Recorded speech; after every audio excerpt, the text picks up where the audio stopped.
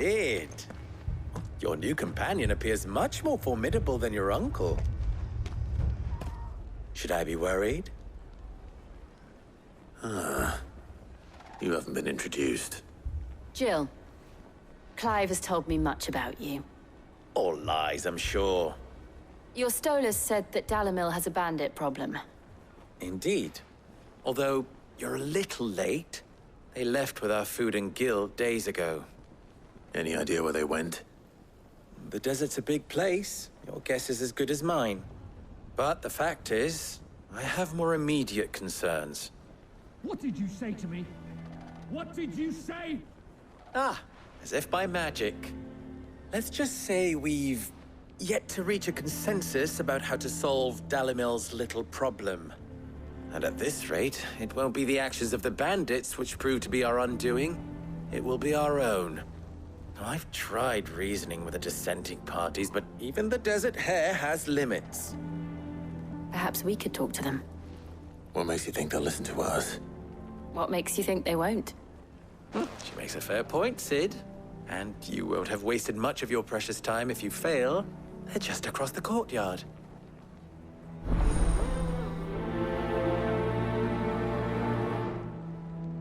Suppose we just follow the shouting.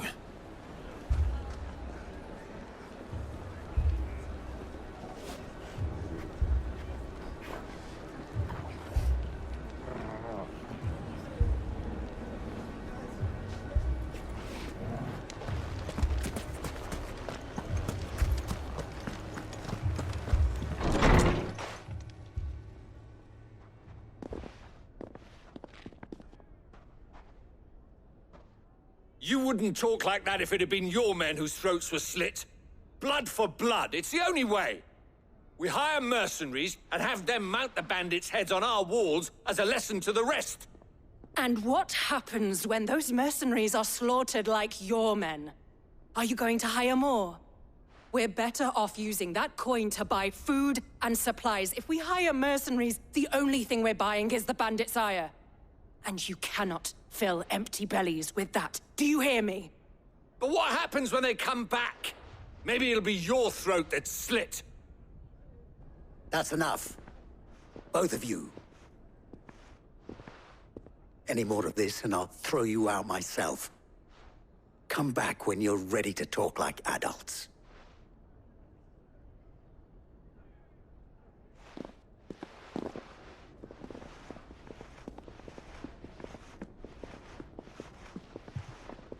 Victor. What's he doing here? Sid. And Lady Jill. What brings you here? I was about to ask you the same thing. Costness is in chaos, and the markets have all but ceased to operate. The Briar's Kiss here in Dalamil is the only place I can reliably obtain supplies. I was here to do just that when Master Ubor told me of his troubles. He thought I might be able to talk some sense into these fools. But if you're here, I suppose his patience must be waning. Who are those people? Those were the thorns in Ubor's side. And the reason this place might be headed the same way as Costness. It's these accursed skies. The darkness is enough to drive a man to madness. Or an entire city, for that matter. We're still working on the skies. But in the meantime, perhaps we can find a solution to Dalamil's problems. I hope so. For all our sakes.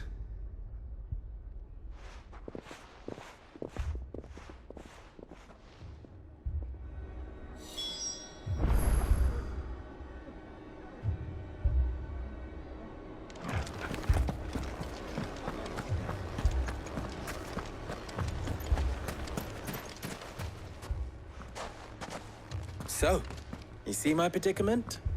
What I saw was a room full of people who were angry and afraid. And with good reason by the sound of it. But if left to smolder, that anger and fear could set the entire town alight. My thoughts exactly. What to do? Both sides wish to protect their homes and livelihoods, if only they could agree on how. But as long as they are divided, we are vulnerable. And if there's one thing bandits like, it's an easy target. What would Sid the Outlaw suggest? Well, if it were my namesake, he'd let them choose for themselves, and be on hand to pick up the pieces when it all went wrong. That sounds like a recipe for disaster. A recipe for disaster is precisely what it is. But perhaps that realization would be enough to make them question the ingredients. While it's plain neither Conrad nor Natalie will countenance the other's proposal, it may still be possible to make them doubt their own. Before presenting them with a third option. And that would be? To pool our resources and save the city ourselves. Why fight each other? When all that fear and anger can be directed at the bandits. It appears we have a plan of action. Victor, pay Conrad a visit. See if you can't convince him of his folly. I'll speak with Natalie. As you wish. Your faces are not well known in this town. That may prove useful. Don't worry, Victor and I will do most of the talking. You need only play along. Play along. What he means to say is yes.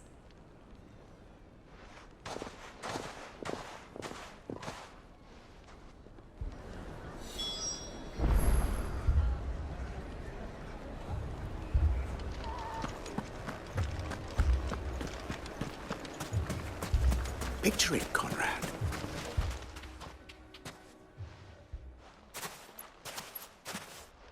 Ah, here she is. The Lady of the Spear herself. Conrad, may I introduce you to Jane, commander of the Red Wings, the oldest mercenary guild in the Free Cities. A pleasure, my lady. The pleasure is all mine. As I told you, I summoned the commander here from Canver to inquire about a contract. Victor says you told him no. That there aren't any men left to hire. Is that true? True as the crystals cracked. Nobles came and claimed every last one worth his salt. And not just from us Red Wings. You know of the 7 high houses. There must be 2 swords assigned each one. Granted, we have a few boys left. If it's boys you're looking for.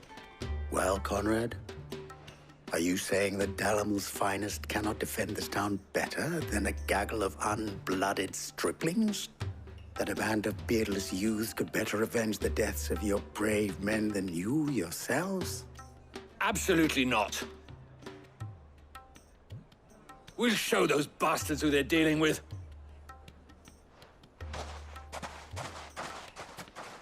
I can't believe that actually worked. Conrad's not what you call the brightest candle in the crypt. And there's a reason why I had you do the talking and not Sid. Well played, my lady.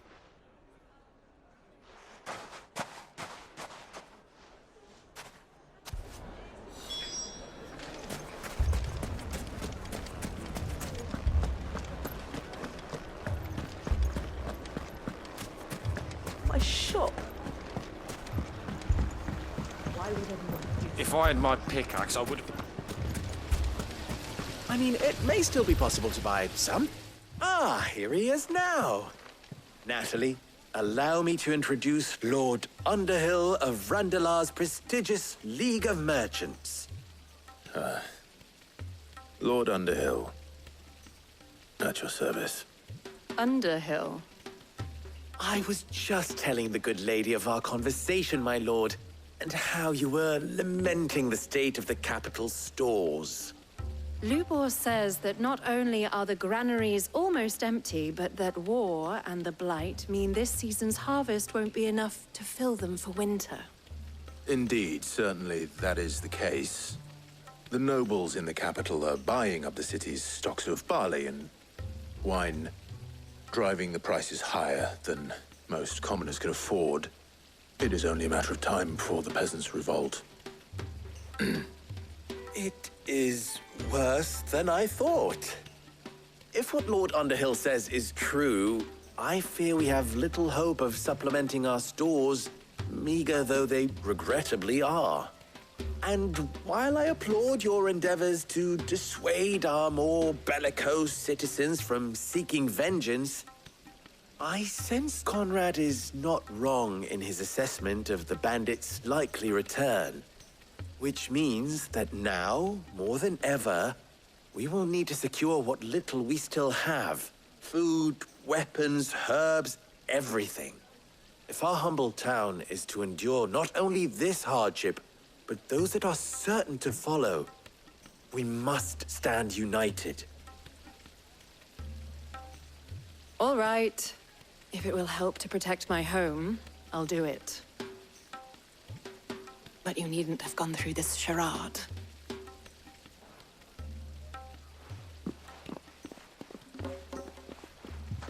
Thank you, Clive. Your performance was nothing if not workmanlike. She saw right through it. I didn't say it was good, merely that it produced the desired effect. Now, my scouts should be returning shortly. Meet me back at the Briar's Kiss, and we shall see what we face.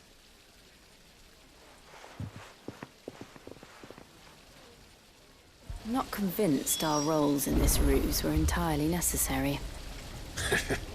I don't know. Conrad seemed quite taken with you.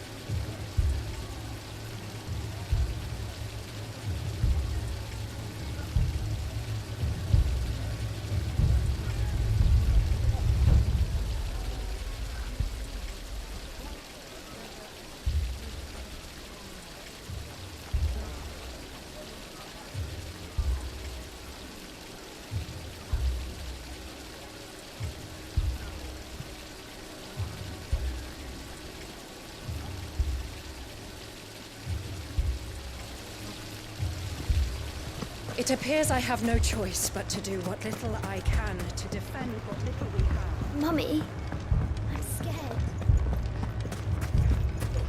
Oh, I'm ruined. Good news, Sid. Both Conrad and Natalie have somewhat gracefully accepted their new roles. With time, they may even learn to. Time no longer appears to be the luxury it was before lunch. I take it your scouts found the bandits. Technically, it would be the bandits who found my scouts. It appears they march for Dalimil as we speak. All of them. You're not serious. They don't just want food, they want the whole damn town.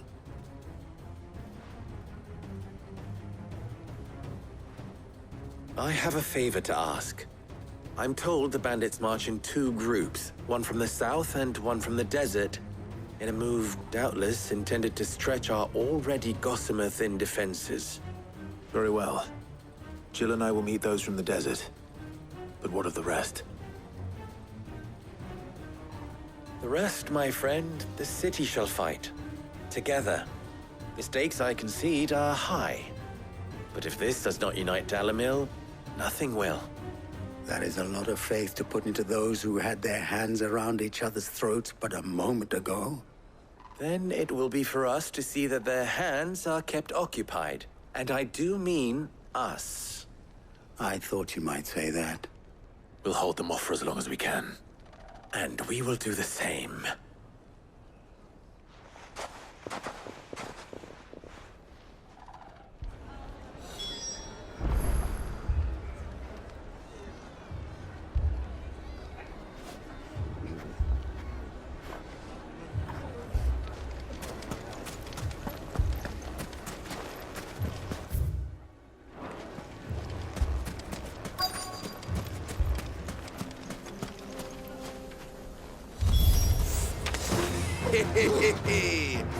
The women folk have come to welcome us.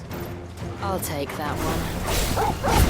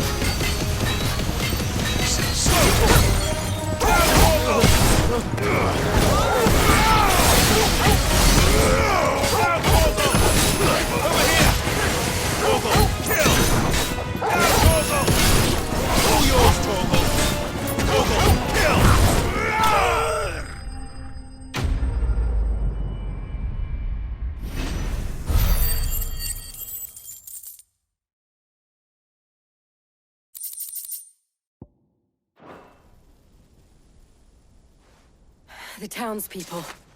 Could they have held out? I don't hear any fighting. What do you think? That we should hurry.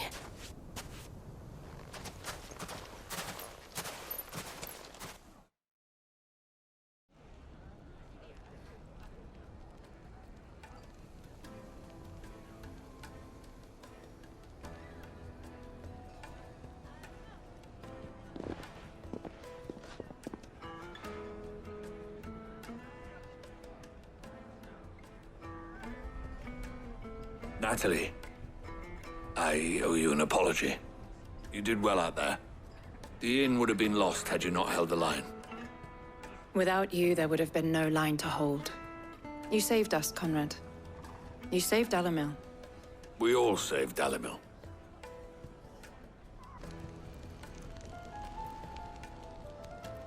Conrad seems to have had a change of heart. I'd say they both have. I take it from your presence that our visitors from the desert won't be joining us either. Pity. The plan worked, Sid. Granted, it only took an army of bloodthirsty bandits at our gate. Calm now, Victor. Why quibble over the details? We are united, and that is all that matters.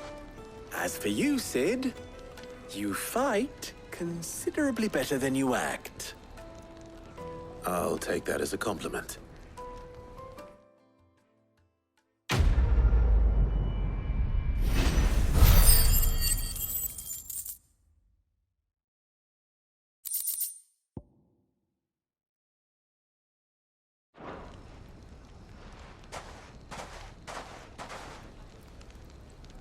Our friends seem to have things under control. For now, at least.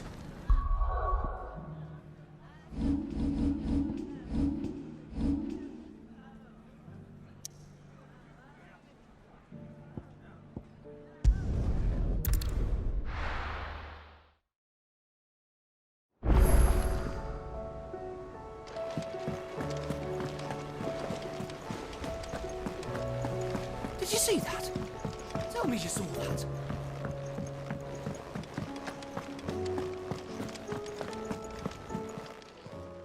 How may I help you today, Clive? Is everything we've received and everything promised?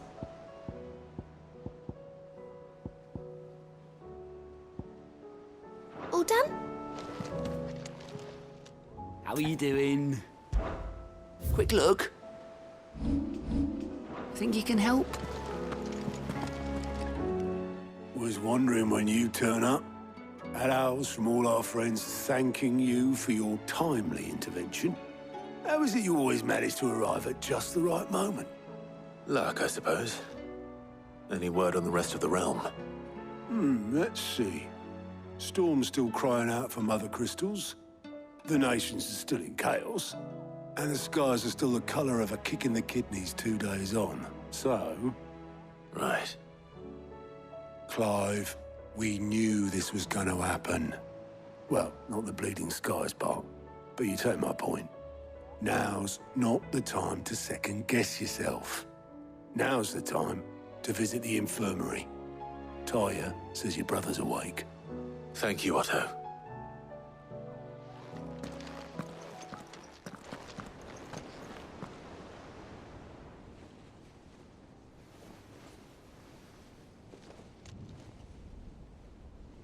So it was not Sylvester, but Olivier who served as Ultima's puppet. And when Dion learned of this, he sought to slay the fiend.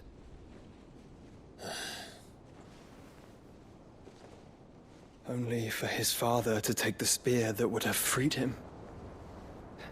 Enough to drive a man to madness. Small wonder he hasn't stirred. I would be afraid to wake. Had I but reached out to him sooner, warned him of the threat Ultima posed. But now, both an empire and her prince lie broken. Joshua, what do you know of Ultima?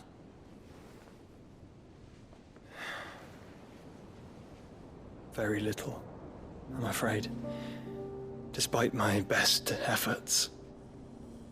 18 years ago, as I lay buried beneath the rubble of Phoenix Gate, 'twas not death who came for me, but another.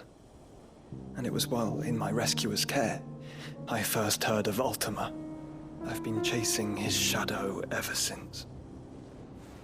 Ultima is driven by some deep, dark purpose, and for whatever reason, it would seem you are crucial to his designs.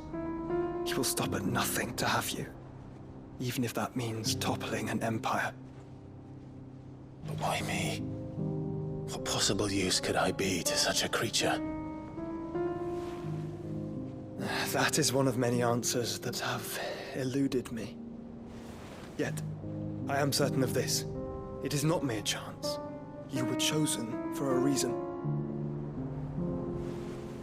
All dominants carry within them the might of an icon.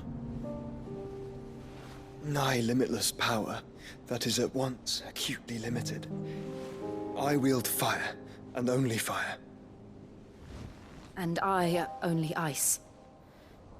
8 wardens for 8 elements. But you, Clive. You are different. You're special. Your abilities begin with the flames of Ifrit. But they do not end there. The fact Ifrit can even exist goes against everything we thought we knew of dominance. Perhaps Ultima has been waiting for one such as you, whose potential is truly limitless. I've encountered that thing several times now. If it or he, as you say, needs me, why hasn't he claimed me as he did the boy? Were I to hazard a guess, I'd say the two of you are somehow incompatible. His mind not properly attuned to your body. His mind? Mind, awareness, spirit, call it what you wish. But I believe Ultima to be an embodiment of the concept. This is why I struggle and fail to contain him here inside me. I'm sorry. Inside you? With every setting sun, I feel my strength wane. And though the Phoenix's flames mend the prison I have made for Ultima, they do so at a cost. We must find a means to bring an end to him before I meet my own. What were you thinking? It was that or let him take Clive. And I've always had a soft spot for my brother. But that doesn't mean you should sacrifice yourself to save me.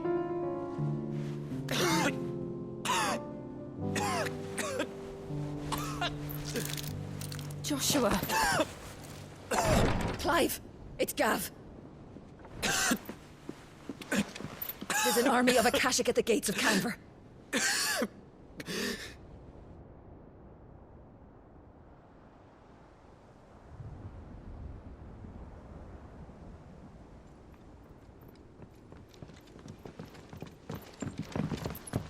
Well, what's the short of it?